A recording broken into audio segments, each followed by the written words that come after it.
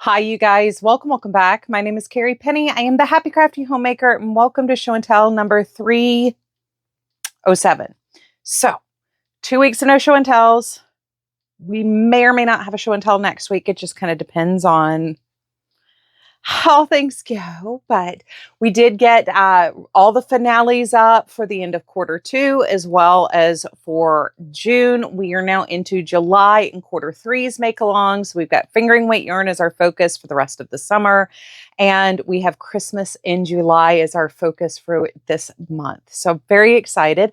If you commented on the Premier Superfine unboxing, and I had selected a comment and said, hey, shoot me an email to get your prize. The giveaway's closed, but I do have your prize here, but I haven't heard back from you. If you wouldn't mind shooting me an email, and I can get that out to you. So double check your replies to comments and look for that comment. If I don't hear back from you shortly, I am going to go ahead and draw a second winner. So wanted to go ahead and make sure people are checking that, because I try to keep things on the DL, but we also tend to miss things sometimes. I miss things all the time. Anyway, I hope you guys had a fantastic 4th of July. I am filming this on July 5th, so I am filming this a bit early, but it is 72 degrees upstairs right now, so I'm going to take advantage of it being cooler and get the filming done. And I know I can film today. Again, I'm taking advantage of the time I know I have. Troy's cleaning up everything from the pool party we had with our family, so 3 of my 4 stepkids came. All the grandkids were dispersed, so we had an adult party. Troy smoked some ribs for us, and we had macaroni and cheese, and I made coleslaw. And oh, if you're one of my Southern brothers and sisters and you have a Lowe's grocery store nearby, they have a mojito cake. Now, their frosting's not like Publix, where it's that super sweet buttercream frosting. It's kind of got more of like, it's like a cross between a shortening frosting and a 7-minute frosting. Not quite a meringue, but it's got that kind of more fatty touch to it. The mojito cake, though, it's cake with toasted coconut on the outside, really nice texture. It has kind of like a key lime pie in the middle of the cake. Instead of like filling and frosting, there's like graham cracker crumbs, and then there's like key lime custard in the center. We had that for dessert. That was pretty decent. I had a couple bites of that. I primarily ate the watermelon. We had like a veggie tray and stuff like that, and little knibbles for everybody, but low key, it was just the adult stepkids. So it was very chill for us. My AC is still not 100% fixed. So the first big problem they encountered is, like I said in the editing of one of the videos last week, the main trunk line in the attic had fallen down and broken apart. So we were dumping cold air on this end of the house through the attic, which means we were getting like 10% of it down here. And the other side had gotten to like 90 degrees when he came out. Of course, all this occurred kind of as the heat wave was coming in. Today's high is expected to be 101 degrees. Our heat index at 90 right now is already over 101. Yesterday, I think the heat index hit like somewhere around like the 118, 120 era. So yeah, little hot. But right now we've got, now that that's fixed, we've got enough cool air coming through the system that at least it's not getting over, like 78 degrees upstairs at the peak. And it's cooling off fairly quickly. But in going through the whole system, we were having issues where we're not quite feeling like the airflow out of the vents. And while it's cooling down and pulling out the humidity from the air, it still wasn't like coming all the way down until the sun went down, which isn't quite normal. So he went out there and was looking at the outside half of the unit. And we have a major valve there that's not working properly. So they're coming back out to fix that this week. We also have a carpenter coming out to fix our front door and the bar out back. So as it stands right now, my week's looking a little banana pants. I do have a pre-film that I can slot in if I have to this week. I'd prefer not to because I have kind of more like time sensitive things going around. One of the videos I'm hoping to be the hypnotic yarnable, the other one, my row one. And I do have some updates for those as far as stash usage and project updates and stuff that I would actually like to talk about other than just I flubbed. So yeah, like I've got a bunch of other things I want to do this week, but today for sure I'm filming this in the Yarnable. I'm just not sure how we're going to order things yet because I still have 2 days to kind of figure out what's going to happen. My row one's supposed to be here on Tuesday. So if I can get up, film, and then say work out like all early one morning, then I might be able to like get everything done. If not, we may have to stick a pre-film in there, but the pre-film's also kind of time sensitive as well. So it's not a problem per se, you know what I mean? Anyway, y'all will be halfway through the week when you see this and you'll know kind of what I'm on about. We have FOs, WIPs, acquisitions, and if there's time media, I may or may not include it just depending on how long we're running. I don't want to take up your entire day. And like we know, I'm just not one for being short with my words. So anywho, let's go ahead and crack on with our WIPs. All right, so I did not mean to be punny there, but I guess that just works out for us. So tons of WIPs. My basket is kind of loaded all over the place. So if there's like weird jump cuts in here, I do apologize, but we kind of got a mess. So first off in our WIP section, I do have my Sherlock socks still here.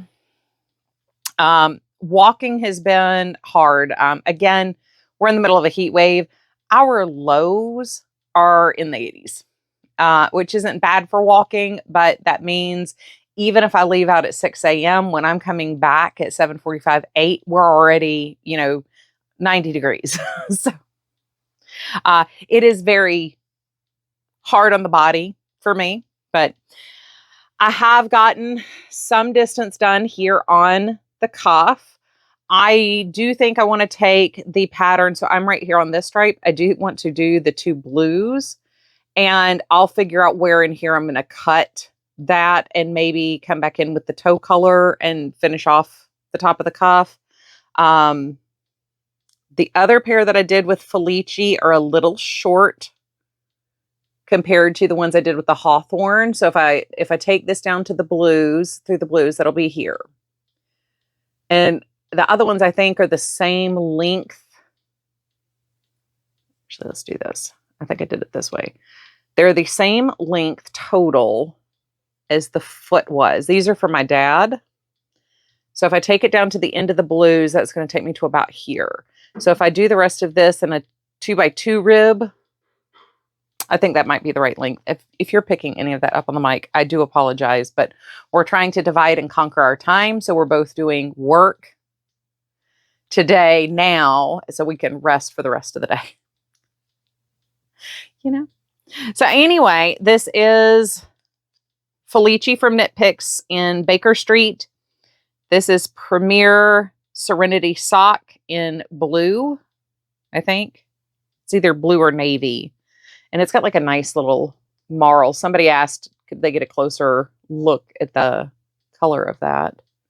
I am using ChowGoo US1 40-inch knitting needles, 2 at a time. I'm using Denise from Earth Tone Girls Shadow Wrap Heel, and I have a pattern for a round toe that I use. And I just convert that for top-down socks as well. It's a toe-up pattern. So I will leave that in the description box down below. While I'm thinking about it, if you think to hype the video, that would be phenomenal. Hyping does help smaller channels get some extra visibility. So I would love to have your hype. You get 3 a week. I would love to have your hype. This is in a T-Doddles mini maker bag. This is from when I was doing the monthly club. If she's still doing that, I highly recommend it because it's phenomenal. But she regularly posts on her Etsy. Also, Christy also has a channel. So I try to tag the channel and her Etsy shop every time I mention the mini maker bags. Highly recommend them. Perfect for porting around projects.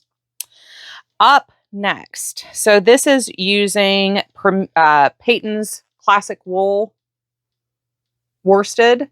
This is red, black, and Aran. And I just, for now, have this and this because I needed to pack it away when everybody came over yesterday. Keep it out of the way. But I'm doing a felted pair of slippers. And this is all I have to show for it right now. This was like one morning trying to keep my fingers busy while they were here trying to troubleshoot why the AC still wasn't working properly. Working, just not fully working. The pattern for these is wool felted crocheted slippers. And these are potentially, if they turn out, going to be a Christmas gift. So those are my colors. And we'll see how these turn out. I'm doing the largest size listed. So it's an XL. It's a women's 12, 13, or a men's 10.5, 11.5. So we'll see how that turns out. Peyton's Classic Wool generally felts really, really well and fairly tightly, but I've never felted it with crochet, I don't think. So this will be an adventure. I think I'll probably do the first slipper, see how it's felting with like one pass through a denim towel cycle. And if I like it, great. If I don't, we'll see. We'll see how it goes. I did not do a swatch, which I probably should have done, but I didn't do a swatch. I could stop and do a swatch when I could still frog. We'll see. Normally, I'm very pro swatching stuff like that. I've just felted it before. I've just never felted it with crochet. So that's my only concern is it going to get tight enough? Because as you can see, it looks fairly large. And if it was knitting and I was going to felt it, I wouldn't be so concerned. The fact that it's crocheted. And the pattern says, use the hook that makes your stitches tight enough. So I'm using a USC 2.75 millimeter Clover Amour hook for that one. Next up, we have a boo-boo.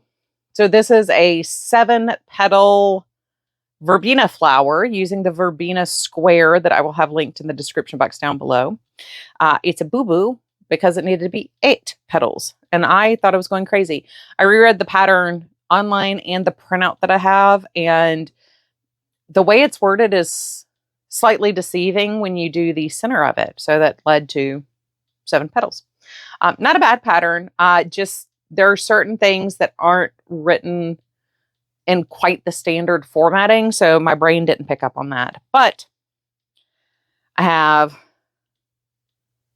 4 more flowers that need their ends woven in. And I have 2 that have been turned into squares.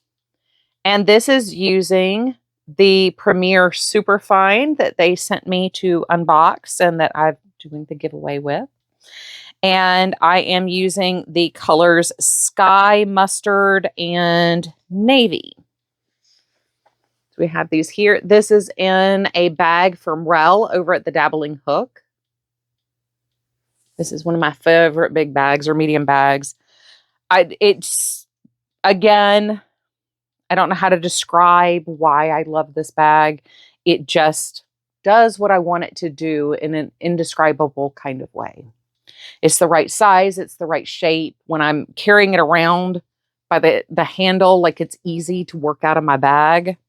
And it also folds down perfectly so I can just access what I need. Yeah, like it's kind of hard to describe why you love a bag that's just that perfect bag for you. Anyway, this is going to be another kerchief. Now, this is going to be a larger one. I'm still not sure if I need 3 rows or 4 rows with the insets, but kind of, except it's going to be triangles. Anyway, that's all I've put together. I'm just in the last row doing this as a join as you go. But this is the verbena square. So I will leave that tagged down below. My flower will get turned into an applique or something. I'm not, other than losing a morning of crafting, I'm not upset about it. It is what it is. It's not a big deal. So that might slippers, kerchief, Sherlock socks. Oh, so since it was shown in a show and tell, I did get a little bit more work done on the linen stitch shawl, but y'all just saw that in the finale for the DK Weight quarterly. So we don't need, you just saw it. You just saw it. I haven't gotten any more work done on that this week. So anyway, let's go ahead. We'll pop on over to the FOs.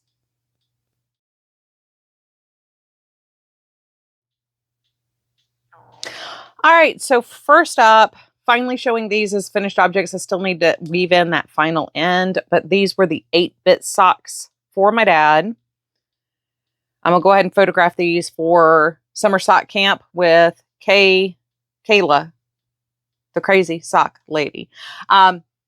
These have been sitting there just waiting for me to weave in that end. I was hoping to have the Sherlock socks done in order to send these at the same time, but this is Felici in black, and this is Felici in 8-bit, and Cloudborn fingering weight in black. Cloudborn was Blueprint / Craftsy's house line for the longest time. It's very comparable to Cascade Heritage.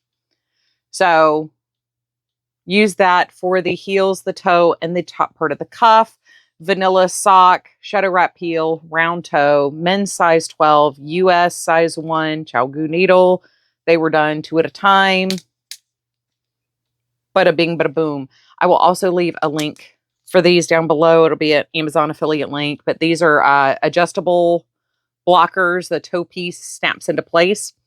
I like these better than the wire ones I have for showing you because they don't have that heel dip here.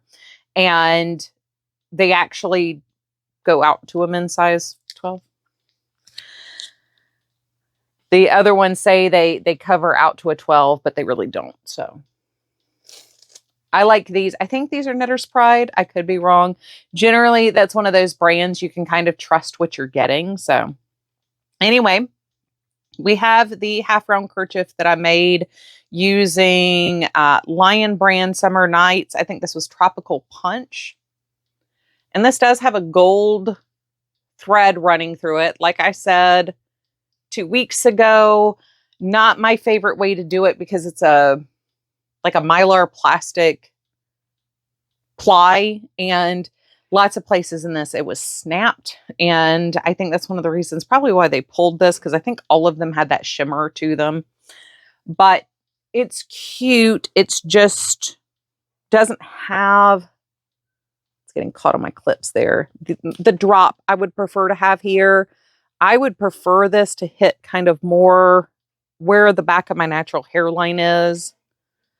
So I need to find a way to create a little bit more extra drop because we're over my ears. I mean, we're pretty far back behind my head here. So if you, like my friend's daughter, they're probably about the right size that this would give the drop and the size. I did come across it's fairly stretchy at the top. I haven't blocked it, and I can maybe get some of that extra length once I steam this, but it's not perfect, but it's a good starting place. So that's where I'm going to tag that, is it's a good starting place. We all need a good place to start, right? So we've got that. And then my final finished object is this bag. So I have the review for this kit already filmed, but this is from Mondo Llama, which is the craft line at Target right now. And I went ahead and reviewed this kit. As you can tell, this is like the most super cute color palette ever. I will say, watch the review because there are some issues. To me, they're big issues, but there are some issues. So this will be going up to my niece. I think she's the person I think that can get the most use out of this, being the cute little thing that she is. So yeah, that'll be up either this week or next week. That is the video that I have pre-filmed. It is done. I just need to edit it. But it's currently out now. This is one of the current kits that they have out now. So the box does not contain a whole lot of information. And I had somebody ask whether or not those were good kits to get for somebody. So I just come back for the review. We'll discuss it then and there. Next up, I do have 2 acquisitions I want to talk to you guys about. So I did a thing. Hypnotic Yarn that does our Yarnable. They're doing a zodiac theme yarn every month this year. And I bought the Leo yarn.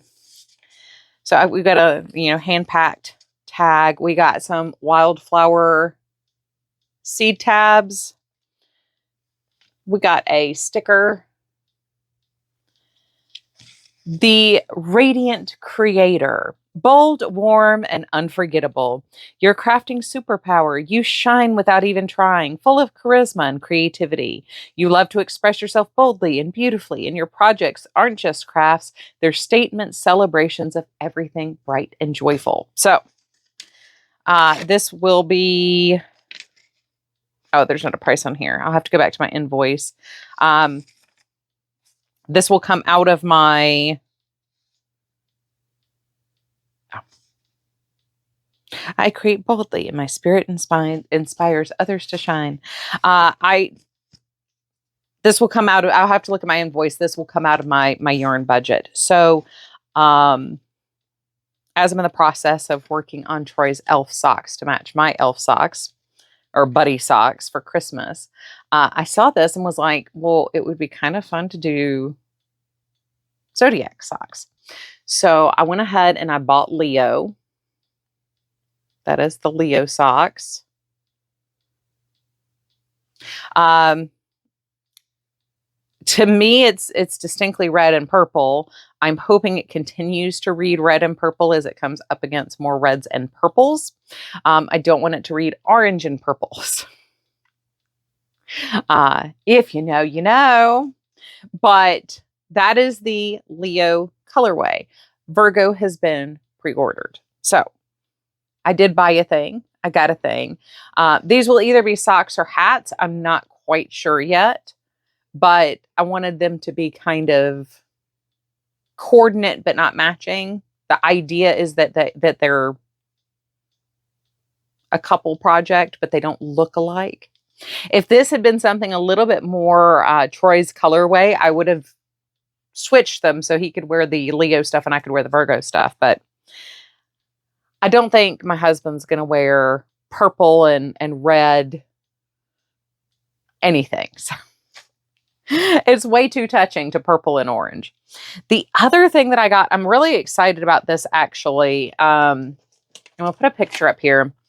I've been collecting all my tail bits from my projects for the last 18 months. None of these are over maybe a foot. These are all fairly small snippets. I don't like using these for stuffing because I find it tends to migrate out of projects. You can refluff it here. I got a blending board and slicker brushes, and I got cheap. These are not expensive. I got these on Amazon. These are very inexpensive. These were literally gotten to play with the acrylic, mostly acrylic fiber. And it's funny because these are actually grooming brushes, which is what I've used before to do this. But I'm going to take my bits and I can card them using the grooming brushes, or I can drag them onto this pegboard. You can see lots of sharp teeth here. I can kind of drag them on and let them kind of naturally draft apart from one another. Use the combs to kind of comb through. If I want to make a bat to weave from, you can layer the fibers different ways on here. It also gave me dowels to roll everything up on to get it off the blending board here. But I was thinking, since I don't like using that for stuffing, and that's what so many people save theirs for, and I'm doing really good on keeping my longer ends and tying them into magic knot balls based on their coordinate sizes. Like all my size 4 go together, all my size 3 go together, my fingering goes together. I'm not really particularly interested in anything longer than like my snippets going in my big apothecary jar, but I thought I could spin it. I could take those and actually, you know, blend that with some wool, and we could easily do like a 50-50 kind of thing. I could light card it into some wool and kind of have it more like, I think they're called neps, little lumpy bits that you have in there. Now, being that these are mostly acrylic, they're not going to kind of fiber and mesh with a wool like wool on wool would. But as you're spinning it, you know, if you can capture 50% in the ply and then in the plying, you should be able to like kind of keep that texture kind of in there, especially if you soft comb it in instead of just leaving it dropped on the wool. Anyway, I thought that would be a good idea. Or from there, once I comb it out, I could easily use it then for filling. But I find when I use the yarn scraps themselves, they tend to migrate out of projects or clump up on themselves. I never find that it gives me very good stuffing as is.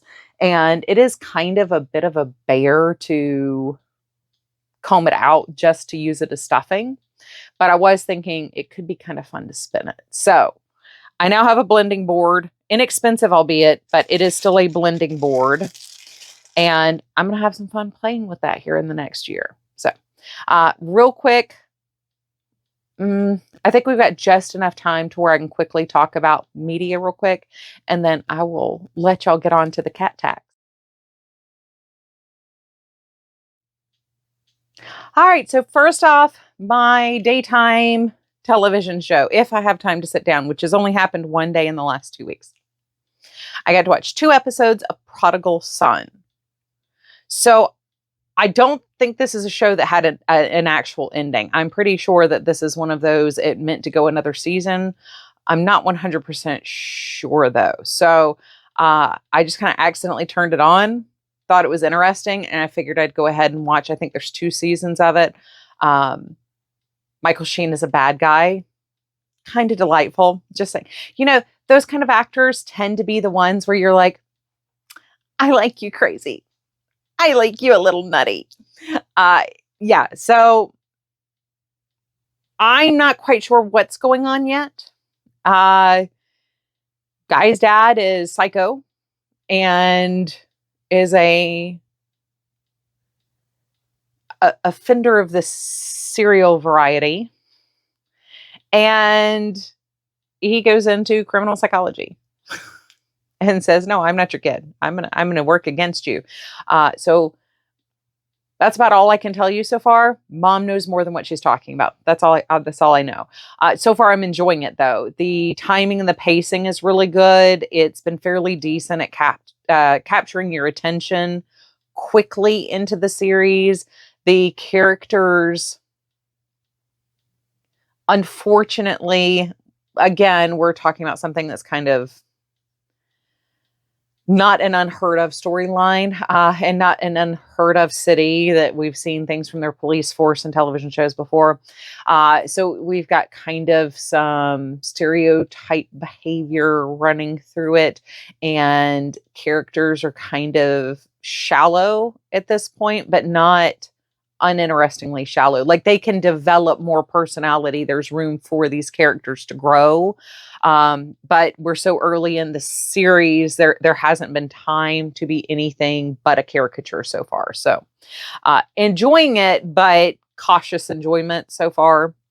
It's kind of like I really enjoyed like the first 5 seasons, like the original CSI, but never really got into the spinoffs that much. So it's kind of got like that feeling where this is a show where the natural storytelling is probably going to end very quickly, and there's not going to be there would not be logical room for 20 seasons of this show. This is something where at max you could get maybe 4 solid seasons, and a 5th, we shouldn't have done that season.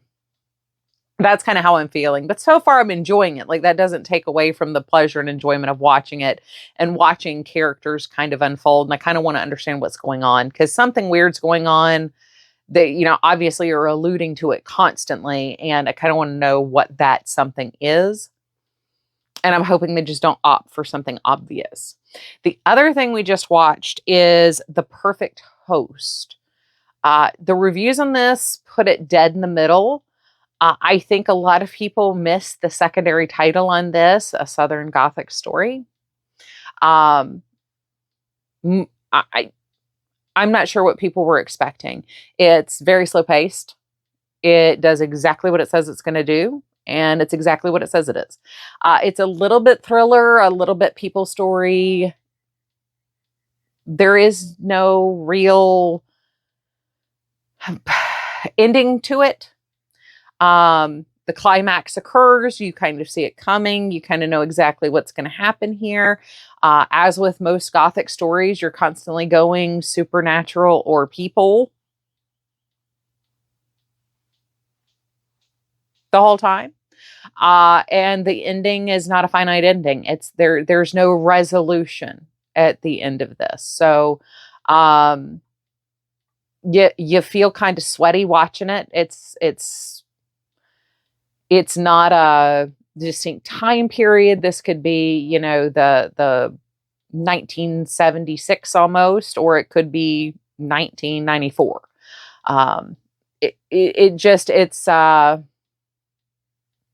It was a fun watch. It was an enjoyable watch, but it's exceptionally slow paced. I would definitely put this in like a kind of mystery thriller mode. She goes back to her hometown. Her grandmother has just passed away. One of her grandmother's friends invites her and her daughter to come stay with her while they figure out the grandmother's affairs and everything. She meets up with a former boyfriend, and you don't know the whole time, will they or won't they get back together? There are some sound quality issues with this where the dialogue is not super picked up. The older woman is incredibly captivating. I wish we had gotten more of her story. I really liked her character. I'll leave it at, I wish we had gotten more of her story at the end of the day, because she was interesting. And the actress apparently is a stage actress. She's done a lot of stage acting over the years and has only just gotten into movies back in like 2014. And it's kind of a shame, because her presentation on screen is phenomenal, but she's got that soft, gentle loveliness in her face where you can kind of go play and have fun with how she looks on screen. I think a lot of directors probably would have enjoyed working with her, especially being able to do close-ups on her, because she's very, very nice to film, and reads very nicely on film. But she's apparently, I was looking her up, she's got like a master's degree in theater from, was it University of Missouri, I think. But fascinating that, she only just started her film career. Otherwise, the casting was fine. There wasn't anybody that was like over the top. Wow. But in looking at the reviews, I do think a lot of people don't understand the genre of a Gothic thriller. I think they're expecting kind of like a high-paced, modern action thriller or a horror thriller. But this is very much a slow, sultry, drawn-out storyline. And as with a lot of Gothic horror, no resolution at the end. It's the events of the story are done, and you don't know what happens afterwards. You don't know, there's no falling action. The events end and the story's done. overall, I'm probably going to give this one, with the technical issues of the volume, I'm going to say a B minus. This is definitely worth a watch if you like that slow storytelling and you can accept the fact that you have no falling action and you kind of know exactly what's going to happen. You just don't know what form it's going to take within about 15, 20 minutes at the start of the story.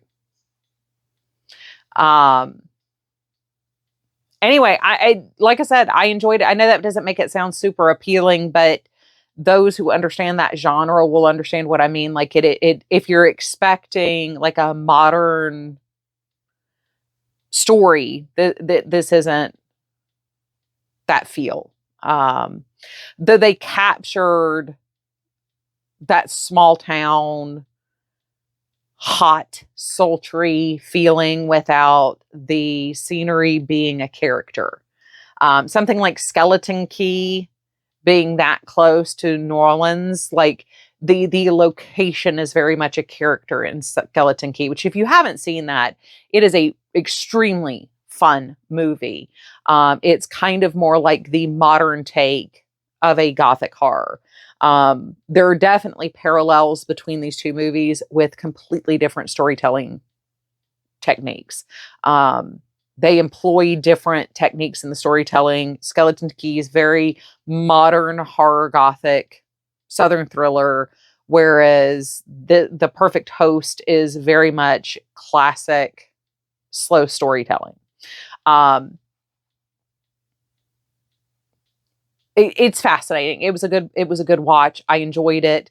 I didn't feel like I lost an hour and a half of my life that I can't get back from having seen it, which with a lot of movies, to be honest, that's saying a lot. That's probably why if I bother to talk about them on here, they're either F, utter failures, or C plus better, because that I just wasted an hour and a half of my life. I'm probably still traumatized from losing that much of my time. There are movies though that are that bad. The ones that are just so bad that I have to talk about them. Oh, anyway, that's what we watched. It's been a very slow week, 2 weeks for TV. We just during the day, I have not had time. I've been running really short on even time to craft the last 2 weeks. It's just one thing from the next, and actually, like right after everybody left from dinner yesterday, my mother-in-law called and said her AC broke. So we're trying to get our guy out there to fix her AC today. I'm actually trying to wait for those calls to come through. Anyway, I'm gonna go ahead and head out. I'm gonna leave you guys with some pet tags. You can see how cute my little kittens are. Pippin and Banner have been just as adorable as ever. I love you guys. I hope you're having a wonderful, fantastic day. As always, I look forward to seeing you real soon.